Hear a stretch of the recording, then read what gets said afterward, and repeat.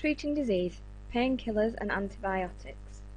So, if we get ill, we all know that if we have something like flu, we tend to feel all achy, and one of the things that we do to help us through that time is we take painkillers. But medicines that are painkillers actually only treat the symptoms of infectious disease. They don't kill the pathogen. So examples of painkillers might be paracetamol, aspirin or ibuprofen. So for the specification you need to understand that those painkillers only treat the symptoms and do not kill the pathogen. So if we do get a bacterial infection, we can take antibiotics. Now antibiotics will only treat bacterial pathogens, and they won't kill viruses. So what they do is they take them, you ingest them, and they kill the bacteria inside the body. And you should only treat specific bacteria with specific antibiotics. Now, antibiotics can't be used to treat viral pathogens, and the reason for that, if you remember, if we look back at how viruses affect your body, they invade cells and they duplicate until they burst a cell, and you can see an example of that there. Okay, so if we were to try to treat a virus, what would happen is it would have to damage the cells, and that would make us ill. And also it's really hard to find them because they're hidden inside the cells. So antibiotics cannot be used to treat viral pathogens. Right. So antibiotics made quite a massive difference to our lives. Lots of people were dying from infections, and what they found, once they found antibiotics, and the first one really was penicillin, it made a massive difference. People that were going out to war that would have died were coming back, and it was known a little bit like a wonder drug. And they developed the penicillin, and it was actually something that helped them massively. So since then we've found lots and lots of different antibiotics, and for a while doctors had a tendency to over rely on antibiotics. You'd go in with an illness and they would give you the antibiotics, and what that actually has led to is bacteria developing a resistance. That's because of natural selection. So what happens in your body is you'll have bacteria, and just one of those, so the one in red here, might be just very slightly genetically different. So they'll take the antibiotics, and the antibiotics will slowly kill off all the non-resistant bacteria. So there they are, all dying off, all the non-resistant, and that leaves just the resistant one, the one with the genetic information that's just slightly altered, and then they're free to replicate.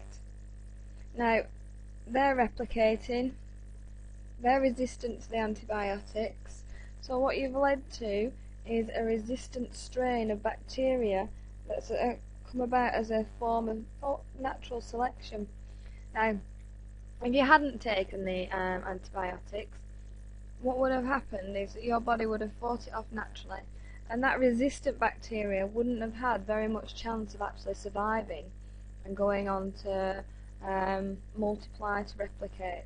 So actually taking out antibiotics in that case has had an effect. It's had a negative effect. Okay, so you lead to all these bacteria that are, something that we need to now start to worry about a little bit.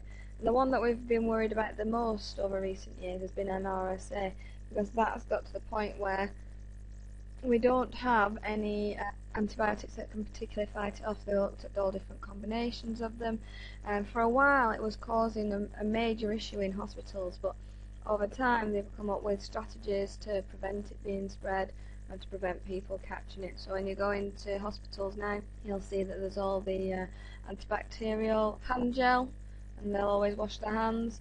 So that kind of links back into all the work that Semmelweis did. Alright. So the main message that they're giving out now is that you should try to get better without taking antibiotics, and doctors are giving out less antibiotics. We don't want these bacteria to be resistant. We only want to be able to give out antibiotics when they really are needed, and then we can deal with serious cases of illness without increasing the number of bacteria that are resistant to antibiotics. Okay, so we've got all these mutant pathogens. We've talked about mutated bacterial pathogens, but also viral pathogens are able to mutate through natural selection. So if you've ever had the flu jab, or you've got a grandma or a granddad, they've probably been offered the flu jab. So if anybody you know that's over 65 or has diabetes or are pregnant will be offered the flu jab every year, and it's free. Other people with things like asthma or heart problems are also offered it. So last year when I was pregnant I had the flu jab, and I was given that, but it was different from the flu jab that I had had the year before. And the flu jab that they're giving out this year is also different, and the reason for that is because the flu virus mutates almost constantly, so it's continually going through this process of natural selection and mutating. But we know that flu can be extremely debilitating, so we vaccinate against it, and we provided it, or they are provided with usually a different vaccine every year or every few years. We have got all these mutant pathogens out there, and what we're finding now is antibiotics and vaccinations that we've been giving out may no longer work. So we're having to constantly develop new antibiotics and new vaccinations, just like the flu vaccination that I talked about.